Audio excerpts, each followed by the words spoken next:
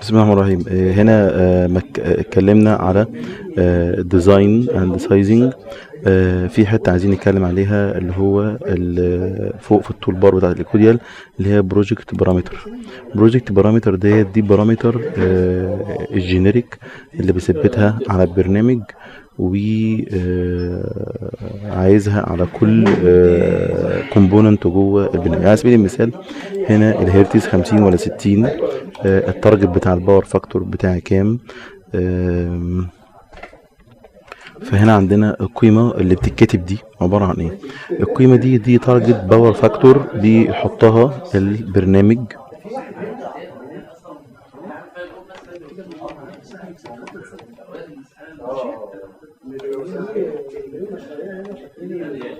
قيمة بيحطها البرنامج، بيقولك لو انت عندك 50 كيلو فولت امبير، لو 50 كيلو فار، لو انت باور فاكتور 50 كيلو فار ماشي. لو انت اقل منها مش محتاج ان انت تحسن وتختار كاباسيتور بانك. لو انت اكبر من 50 كيلو فار، 50 كيلو فار، لا انت هنا محتاج تحسن. تمام. ده الكلام اللي موجود هنا. بيقول لك ايه اللي هي threshold above which power factor is corrected 50 كيلو فار. يبقى هو البرنامج بيشوف القيمه دي مثلا لو هي 10 كيلو فار، هو اول حاجه الديفولت بتاع البرنامج اللي حاطه الايكوديال 50. احنا مثلا هنقول من اول 10 او من اول 25. بنقول ايه؟ بيقول لك لو الرياكتيف باور انت عايز تحسن امتى؟ انت عايز تحسن لما 3 شولد تبقى 10. ال 3 شولد بتاع الرياكتيف باور 10 معناها ايه؟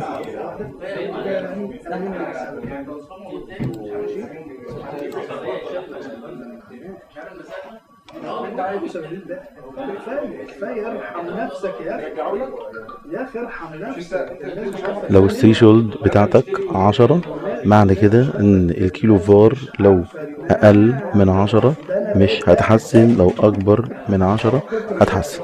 طيب اللي بعديها ايه؟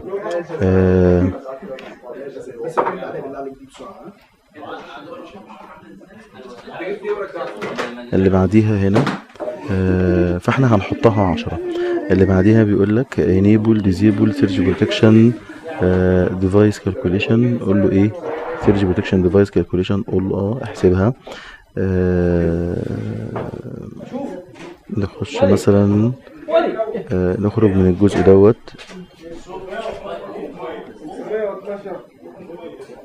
عشان ده خاص بسيرج بروتكشن. هتعمل جوه المشروع كاسكيدنج ولا لا؟ اقول هعمل كاسكيدنج ماشي. او تقول له لا على حسب طبيعة المشروع، وده دايما المهمة دي بيعملها السبلاير. عندك هنا اقصى كابل في المشروع كام؟ 300. عايز النيوترال ريديوزد ولا مش ريديوزد؟ عايز معظم الاحمال يكون الكومن تمبريتشر كام اول ما يفتحه ويشوف الديفولت كام. يعني لو جينا هنا كده هنلاقي ان انا بعلم مثلا على دوت، فهلاقي ان من جوه هنا وانا بختار الكابل هو بيحط لك مثلا الكومن تمبريتشر مثلا ايه، هو هتلاقيه هو هنا حاطط لك 30. فهنا دي بتسهل لي كده كومن تمبريتشر في الاير كام. هي هو يعممها لك على كل الاحمال، وفي نفس الوقت تقدر انت تغير فيها، بس هو يثبتها لك على كل الاحمال. الامبيانت تمبريتشر في الجراوند كام؟ 20 ولا كام؟ الفولتج ماكسيمم بيرميسبل فولتج دروب على الكابل كام؟ هو هنا حاطه 2%، تقدر انت تحطه باي قيمه تانية. بتعمل سايزنج على الاي ار ولا على الاي ان؟ طبعا هو هنا حاطه لك 2، هيبقى ثابت على كل الكابلات، وانت تقدر عند كل كابل لوحده تغيره، في امكانيه ان انت تغيره. اهو تقدر تغيره اهو ماكسيمم بيرميسبل وفولتج دروب، تقدر تغيره بايدك متاح. طيب هنا الاي ار هتشتغل على اي ار ولا على اي ان؟ تقدر برضو انت هنا تقول تشتغل على اي ار ولا اي ار ولا على اي ان، بس هو هنا بيخليها لك ايه؟ ديفولت. هو هنا بيخليها لك ديفولت على كل مشروع، بدل ما انت تخش جوه كل مشروع تقعد تعمل اتنينات. لو انت مثلا استقريت ان الدلتا يو ماكسيمم انت عايزها في المشروع 3، وديت هي الفقد الجهد على الكابل ده عشان بس محدش يتلخبط. فائد الجهد على الكابل دوت، الكابل دوت ليه ار واكس، الكابل ده ليه ار واكس، بتطلع دول بيدوني فولتج دروب. هو دوت الاتنين في المية دي، هي دي الماكسيمم بيرميسبل ايه فولتج دروب على الكابل ده بس، على الكابل ده بس. تمام. طيب دي القيمة اللي هنا.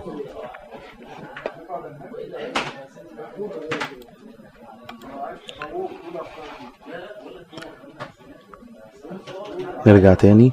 فاحنا لو قلنا، لو استقرينا ان ديت مثلا في المشروع كله انا عايزها 3، فهو هيخليني افتح كل واحدة من دول الاقيها موجودة ايه 3. منين؟ من هنا. هاجي هنا عند الكابل واخلي ماكسيموم بيرميسبل فولتج دروب عند الكابل ايه ب3. تمام. فاحنا هنشتغل على الديفولت اللي هو الاتنين بتاع البرنامج. بعد كده هنا التمبريتشر بتاعت البي تي اس اللي هو الباسبار 35، والماكسيمم بيرميسبل على الباسبار بتبقى كام؟ 2. ما هو نفس ما انت عملت الكابل هتعامل الايه الباسوي. فهنا الكابل كان ليه تمبريتشر في الاير وكان ليه تمبريتشر في الارض، الباسوي لا ليه تمبريتشر في الاير وليه ماكسيمم بيرميسبل. فالماكسيمم بيرميسبل عند اللي على الكابل والار والاكس بتاعته، والماكسيمم بيرميسبل على الباسوي الار والاكس بتاعته اهو. وبعد كده عند الفاينل لود بقى، لو انت عندك حمل لود عادي هو عامل 4%، لو عندك باور سوكيت هو عامل 4%، لو عندك لايتنج هو عامل 4%، لو عندك موتور عامل 4%. فاحنا اللي هنقول ان اي حمل هنعمل عندنا تقسيمتين. لو انا شغال اي حمل عادي نعمل عندنا تقسيمتين. التقسيمة الاولانية ان انا عندي محول، وعندي في لوحة، وعندي في لوحة، وعندي في هنا ايه حمل. عندي هنا في لوحة بانل بورد، دي لوحة بانل بورد، والبانل بورد دي بتدي دواير انارة، اسمها ايه؟ دواير انارة وايه وبرايز. طيب عندي حمل تاني موتور، عندي حمل تاني equipment، ده موتور وده equipment. هنقول ان التوتال فولتج دروب من عند المحول لحد فارسست اوتلت بتاع فارسست اوتلت بتاع باريزة او كشاف انارة، كله على بعضه هيبقى كام؟ هيبقى كام؟ 5%. التقسيمة هنعملها ازاي؟ هنعمل التقسيمة ان لحد اللوحة دي هنخليها 3، لان كل امريكي بيقول من هنا لحد اللوحة 2%، ومن اللوحة لاخر اوتلت كام؟ 3%. لا احنا ممكن نمشيها كده او نمشيها زي كود يعني. تمام. هنقول ايه؟ هنقول هنا لحد اللوحة دي هيبقى كام؟ 2%، ومن اللوحة من اللوحة لحد اخر اوتلت باريزة او كشاف هيبقى 3%. يبقى انا هعمل الديزاين بتاعي. طبعا انا دول عندي ما بيبانوش جوه الايكوديال، او انا بيفضل طبعا هيبان بس تفاصيل مملة، دول ما بيبانوش. انا بخش جوه الايكوديال باللوحة بس، بخش بحمل اللوحة او حمل الموتور او حمل معدة لو هبين المعدات. فدوت عندي انا دوت هنا عندي الفائد الجهد هيبقى كام؟ هيبقى هنا ده الفولتج دروب هنا زي ما قلنا ده 2% لحد اللوحة، وبعد اللوحة لحد اخر اوتلت كام؟ 3%. اهو لحد اخر اوتلت 3%. ماشي. طيب هنخلي عندنا الماكسيمم بريميسبل هنا كام؟ 2%. الماكسيمم بريميسبل على الار والاكس بتاعت الكابل ده 2%. عند اللوحة ماكسيمم بريميسبل 2%، على الكابل دوت 2% على اللوحة دي، 2% على الكابل ده، 2%. يعني بعد الرقم ده الكابل ايه بيتغير. طيب وهنا بقى هنخليه كام؟ هنخليه 3 ايه في المية للايه للبانل بورد. طيب بالنسبة للاكويبمنت بقى الصريحة اللي هو الموتور، 5% كلهم هيبقوا بتوعي، 5% كلهم هيبقوا من الاول للاخر. فهنا عندي في ماكسيمم بيرميسبل هنا 2%، هنا 2%، هنا 2%، هنا 2%، هنا 2%، هنا على الكابل دوت 2%. بس لحد الموتور كام؟ 5% كلهم. نفس اللي هيسري على الموتور هيسري على اكويبمنت عادية، بس الموتور فيه استثناء ان الكود بيخلي له 15% وقت الستارتنج. يبقى عشان ما نلخبطش نفسنا هنخش جوه البرنامج اهو. احنا ماكسيمم بيرميسبل على الكابل لوحده، الار اكس بتاعت الكابل لوحده 2%، الار اكس بتاعت الباس واي لطول معين لوحده 2%، والجينيريك لود هنخليه 3، هنخليه 5%، واخد 5% كلهم ماشي. الجينيريك لود دوت اللي هو هيبقى ايه؟ اللي هو اللوحة هنخليها 3%، قصدي هنخليها 2% ماشي. السوكت واللايتنج مش هيبانوا معانا، هو هنا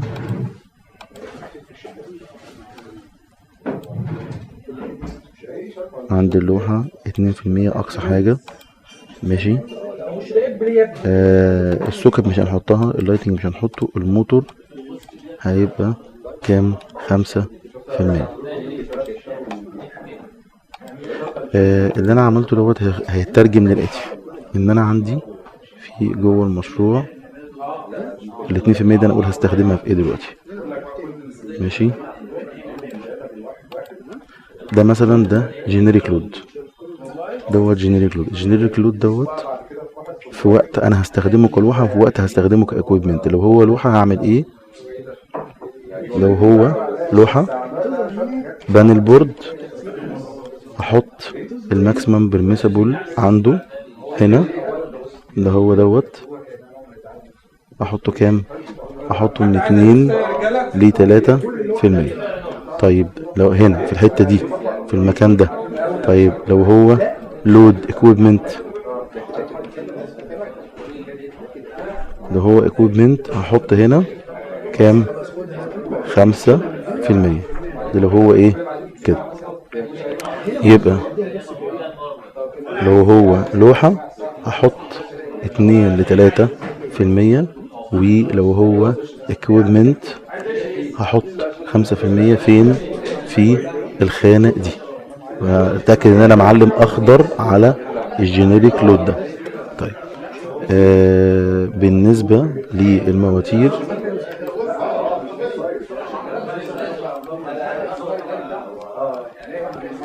لا اكون متأكد هنا ان الموتور موجود عليه ايه؟ ال5 ودوت ال15 هو بيفترضهم اكون. خلي بالك احنا لما عملنا ابلاي بره، انا لو جيت هنا على البرامج ترمومتر وخليت ديت 6، هاجي هنا خلاص هلاقي كل المواتير عليها كام؟ 6 اهو. كل المواتير اتاكد ان انا معلم على الموتور مش معلم على البرانش كله كده، هلاقيه كام؟ 6 تمام اهو 5.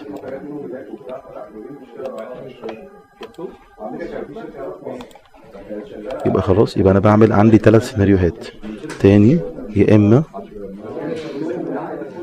اما لوحة وهكتب الدلتا يو اهو، التولرانس اللي هو الدلتا يو تولرانس دوت عندها كام؟ من 2 ل 3%. يا اما عندي equipment وهيبقى 5%، يا اما عندي موتور وهيبقى 5% برضه.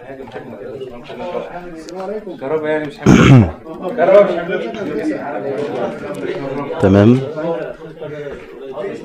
اقول له بص على الرسمه دي، هلاقي عندي كمان هنا ان انا لما بسلك هنا اهو مديني ال 2% الماكسيمم بيرميسبل على الار اكس بتاعت الكابل ده. هنا برضو في قيمه هنا على البار لا مش موجود. هنا على الباس واي موجود عشان ده باس واي ماشي. البارة دي برضو مش موجود، يبقى هو بيتعمل فين؟ بيتعمل على الكابلات. هلاقي مثلا الكابل ده عليه ماكسيمم بيرميسبل، الباس واي دوت عليه ماشي، دوت عليه عشان ده واخد طول كبير. يبقى انا هعدل هنا مفيش ماكسيمم بيرميسبل على الباس بار، لكن في ماكسيمم بيرميسبل على ايه؟ الباس واي.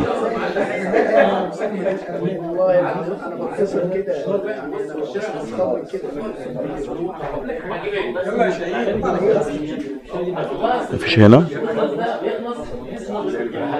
هنا على الباس بار ماشي، لكن لو عندي في باس واي خارج من هنا او باس ترانك هيبقى ليه ماكسيمم بيرميسبل فولتج دروب كام؟ هو الايه؟ ال2%، او زي ما انا اختار. زي ما قلنا ان انا القيمه اللي انا حطيتها جوه البرنامج الاتنين اللي هنا دي ممكن اجي عند حمل هنا بعينه واغيرها. يعني لو قلنا ال بي واحد ديت ال بي واحد 10 واحد وال بي واحد 10 2، لو اعتبرت ديت لوحه، لو اعتبرت دي لوحه احط الرقم هنا كام؟ احط الرقم هنا فين؟ عند اللود، عند الفاينل لود اهو 2، بس الرقم عند الكابل كام؟ 2. ماشي. طيب لو هو equipment اهو، لو هو equipment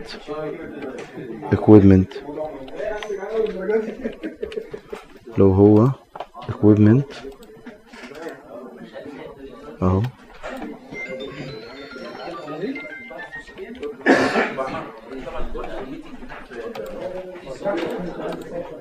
نكتب هنا equipment.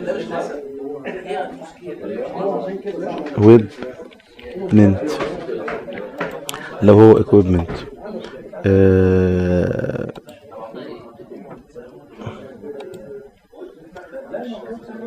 عايز اخد نفس الكلمة دي واحطها هنا عشان اوريكم حاجة. بس الايكوديال بيرفض يبقى عنده نفس التسميتين، فانا عشان الريزلت بتاعتي تطلع صح وصريحة، فلو عايز اقول مثلا على الحمل دوت equipment، فهنا يبقى equipment واحط جنبه، ممكن اكتبه سمول كده او احط جنبه نقطة ماشي. وهاجي هنا عشان اسمي الكابل في الريزلت احط equipment واحط جنبه نقطتين، وهنا احط equipment واحط جنبه 3 نقط مثلا. تمام. ده مثلا هنا ال بي واحد، هنا ال بي واحد، عايز اعمل ديت، عايز اسمي الحمل هسميه ال بي واحد ونقطة، هنا ال بي واحد ونقطتين، هنا ال بي واحد وثلاث نقط، علشان بس ايه الكالكوليشن يبان لي السيركت بريكر بتاع ال بي واحد، الكابل بتاع ال بي واحد، الحمل بتاع ال بي واحد، التوتال لود كله اسمه ال بي واحد. دي حته كده واحنا شغالين نظاميه علشان ايه ما نتلخبطش. مش عايز حد يتلخبط من موضوع الماكسيمم بيرميسبل والفولتج دروب. الديفولت بتاعت البرنامج متاسسه ومعموله صح.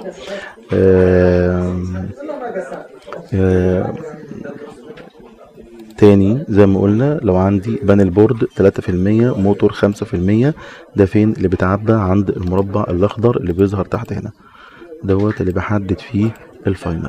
الباقي كله بسيبه اتنينات، ده انا بغير هنا في الحته دي. الباقي كله اللي هو دوت اللي هو الاتنين اللي هنا دي والاتنين اللي هنا بتاعت الكابل او بتاعت الباسورد. اتمنى يعني تكون اتحفظت. هنا مدي مثال جوه البرنامج. هنا ده الفولتج دروب بتاع الاي اي سي، بيقول لك لحد دايره الاناره بيوصل ل 3% من اللوحه، ومن اول المحول بيوصل ل6%. يعني لو قلنا كده ده المحول، ودي لوحة، دي لوحة، وده مخرج الإنارة برضو نفس يعني قريب من كلام الكود الأمريكي دوت. كده بيبقى 3%، وبيمشي من عند المحول لحد مخرج الإنارة تحت بيمشيه 6%. لو عندك أي حاجة تانية مختلفة بقى، لو عندك حاجة تانية مختلفة زي هيتنج او باور او ما الى ذلك، لا بيخليها 5% من اللوحة و8% من عند. بس احنا بنخاف نقرب من الرقم ده، احنا دايما بنخلينا عند الرقم دوت من 5 ل6. يعني كده توتال كده هتروح للوحة وبعد كده لدايرة إنارة، او هتروح لموتور او لمعدة. بيبقى فاينل كله عندك من اول المحول، خارج المحول لحد اخر اوتلت، او من اول المحول لحد الموتور، او من اول المحول لحد المعدة، من 5 ل6%. ويستحسن نخلينا مع رقم ال5. تمام. وعلى فكرة رقم 5 في الكود الامريكي ده مش اجباري، في الكود الامريكي موجود حاجة اسمها فاين برنت نوت، بتقول ان معنى كلمة فاين برنت نوت ديت ان دي حاجة فور انفورميشن مش اجبارية. فاحنا لو مشينا بال6 او مشينا بال5 كويس، بس خلينا شغالين على 5 مور سيف عشان يبقى اكسبتد عند كل الاستشاريين. تمام. يبقى احنا ما بنقربش من رقم، ما بنقربش من ديت، ما بنلعبش في دي، ما بنلعبش في دي خالص، ما بنلعبش في دي. هي دي اللي بنغيرها. ككومن هحطها كام؟ ككومن هحطها 3%. كومن هحط ديت 3%. بعد كده اخش اغيرها بقى براحتي. كومن هخليها كام؟ 3%. دوت للوحات. واخش عند بقى لو عندي معدات، اخش جوه البرنامج اعبيها انا بايديا مانوالي ال5% للمعدات. هو ليه 3% وليه 5% للمعدات؟ لان لو بتتكلم على المحول وبتتكلم لوحة عمومية ولوحة وبعدين لوحة فرعية وبعدين رايح، هو من هنا لحد هنا 5%، فلحد هنا من هنا لهنا 2%، وسايبين اللي هم دول 2% عند اللوحة ديت، وسايبين 3% عشان في دوائر انارة. دي من 2 ل 3%. تمام. فالاتنين 3%. ممكن تخلي يعني ممكن تخلي دي 3%، ممكن تخلي الرقم دوت 3% هنا، وتخلي دول 2% للدوائر. قسمها زي ما تقسمها. فلو قلنا دي 3% وهنسيب 2% للدوائر، تمام، هيبقى توتال كام؟ 5% من هنا لحد فين؟ تحت. لو عندي وهنا جوه الاكوديال ده ما بيبانش معايا، ده ما بيخش معايا جوه الاكوديال، بيبان معايا اللوحة بس. نفس القصة بقى لو عندي معدة، لو عندي معدة او عندي موتور، خلاص ده كله خد ال5%. لان في الغالب المعدة والموتور بيبانوا جوه الاكوديال. يبقى دي كده الحاجات اللي باينه جوه الاكوديال كلها هي دي. طب افرض عندي في لوحة مواتير مش باينه جوه الاكوديال، يعني هتبان بقى جوه الاكوديال كلوحة. خلاص لو هتبان جوه الاكوديال كلوحة، لو هتبان اهو جوه الاكوديال كلوحة، وهي اصلا في الواقع جواها مواتير بس انا مش باينها جوه الاكوديال، لا هبقى عامل حساب لحد هنا كده لحد هنا ال3% عند اللوحة دي. وعشان في مواتير هنا موتور بسيب بقى هنا في 2% للموتورز دي. وفي هنا امكانيه جوه الايكوديال ان انا اخلي اللوحه اقول عليها هي موتور ولا لا. اهو ده حمل اهوت، لو افترضنا ان دوت دي لوحه، اللوحه ال بي واحد ديت هنسميها مثلا ام سي سي، ام سي سي، وهنقول دي بتدي مجموعه من المواتير. باجي هنا بقول عليها ايه؟ يس، ديت تعتبر موتور. طب هي فاينل لود؟ لا مش فاينل لود، عشان كده حطيناها ايه هنا، قلنا نو عشان هي مش فاينل لود، عشان بعد كده بعديها مواتير.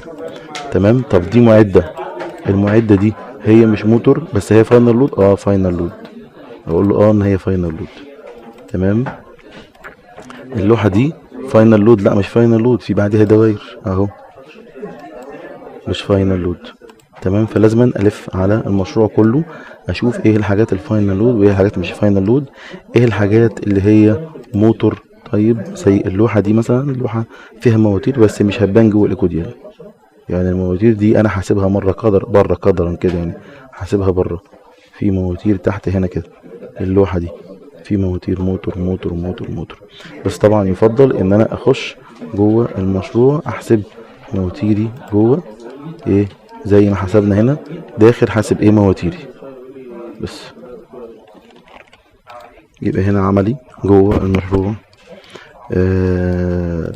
ده اتنين، خلاص اتنين، اللي ما فهمش واتلخبط بقى يطبق كده وهو مغمض. اتنين اتنين ده بصوي هيبقى عليه اتنين كابل، اتنين حمل equipment، يبقى ياخد كام؟ ال5% كلهم هنا.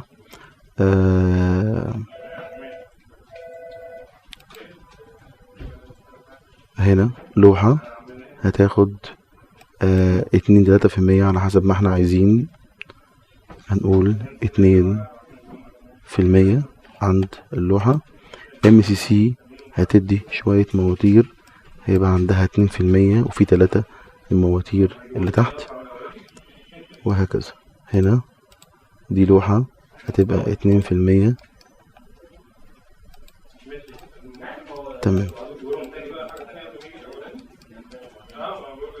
انا بميل ان انا اخلي اللوحات تبقى 3% واسيب 2% للدوائر، دي بميل ليها، يعني اخلي هنا ديت 3% عند اللوحة.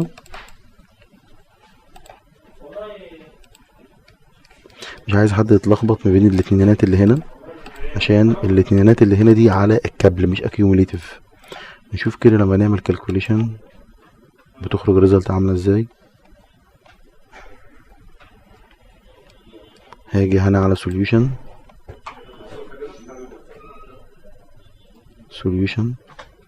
هاجي على كالكوليشن ريزلت، هلاقي فيه الاكيوميليتيف عند الكابل ده على اخر الكابل ده.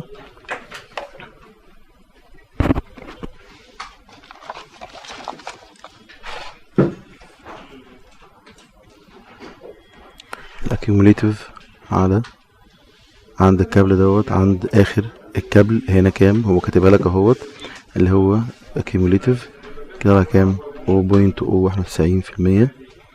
نروح عند اللي بعديه،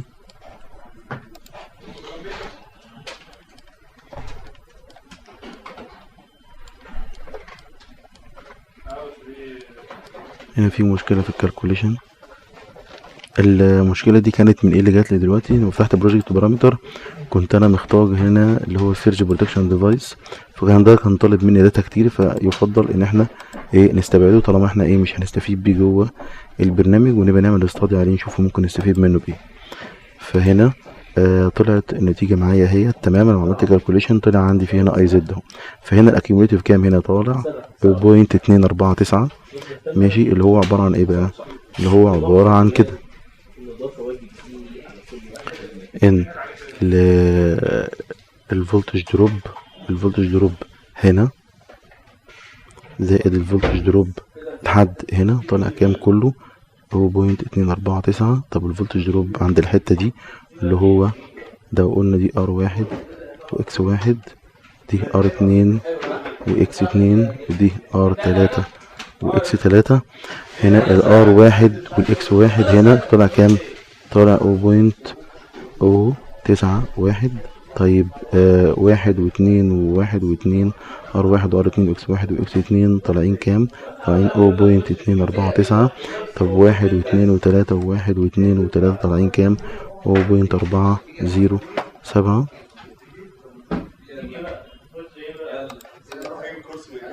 طيب هنا هنا 1 و2 R و1 و2 و3 X اللي فوق هيجوا هنا على R4 وX4 هيطلع لي الاكيوميليتيف هنا 3 و14. 3 و14 ده هو يعتبر الايه اللي هنا، فلازم عندي هنا الاكيوميليتيف دوت اللي هو فولتج دروب اكيوميليتيف لازم يكون اقل من الفولتج دروب اللي هو ايه توليرانس اللي هو عند الحمل.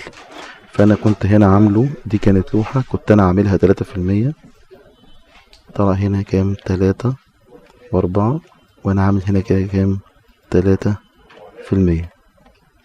لا لازما ايه الكابل دوت يتغير، الكابل بتاع LB1 ده لازما يتغير عشان فقد الجهد يكون ايه ده طبعا هنا اهو اكبر من 3%، لازما يكون اقل منه، فلازما انا عايز اوصله اقل من 3، فلازما اغير ايه الكابل ده. القرار عندي هنا يا اما اغير الكابل ده يا اما اغير الكابل ده.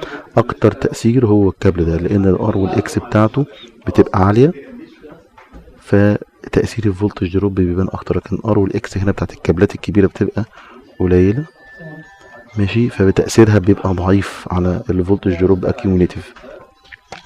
تعال نجرب كده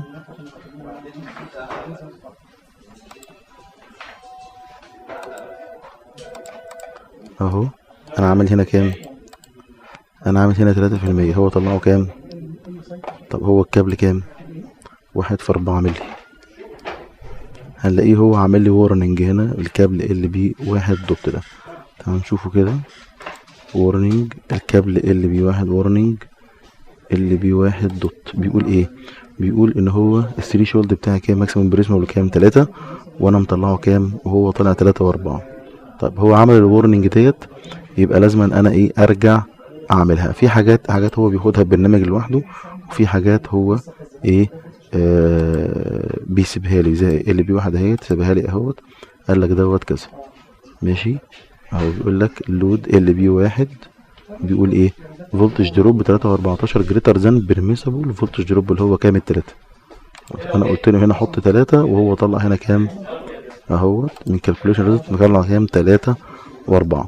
طيب هاجي انا بقى هنا همسك الكابل دوت اقوم جاي داخل هنا معدله مانوال، اعلم على الكابل، هاجي سيلكت انذر برودكت ماشي، هاجي على دوت PVC XLB مالتي كور كفر الفاز اهو كروس سكشن ايه الفاز هخليه 6، النيوترال هخليه 6، هنزل تحت من هنا كده الاقي عندي الارضي هخليه 6. اوكي هعمل ايه كالكوليشن. لما عملنا كالكوليشن لقينا الكابل بتاعنا بقى كام بقى 6 ومديني ايرور. الايرور دي هنقول ايه هي الايرور ديت دلوقتي، بس عموما هنلاقي الورنينج بخصوص موضوع الفولتج دروب اختفى، وهلاقي هنا الفولتج دروب كام 2.28 2.28 دوت، يبقى هنا الاكيوميليتيف اقل من الماكسيمم بريسور اللي هو 3 اللي هو دوت اللي عند الحمل. طبعا احنا متفقين ان الرقم ده اللي هو فين، الرقم ده هو الرقم اللي عند الحمل. وكمان البرنامج ما بيبينش فقد الجهد على الكابل دوت لوحده، ما بيبينوش فقد الجهد على ده لوحده ما بيبينوش، لكن بيخليني احطه كانبوت زي ما شايفين هنا دوت، بيخليني احطه هنا كانبوت اقول الماكسيمم بيرميسبل على الكابل ده كارو اكس هنا هنلاقي هنا ان الاكيوميليتيف بتاعي كام 2.28 اقل من الماكسيمم بيرميسبل فولتج دروب اللي هو التلاتة، يبقى ديت ايه اكسبتد وتمام. طيب الايرور اللي جاي ده ايه بقى ومش عايزين نركز معاه. الايرور اللي جاي دوت الايكوديال بيقول ان الكابل دوت، هنيجي اقول له ال بي 01 دوت ديت، بيقول ان الكابل ده ايه الارض بتاعه اندر سايز، فعايزني اروح اخليه كام 10 مللي. لا مش هغيره. تمام بس كده.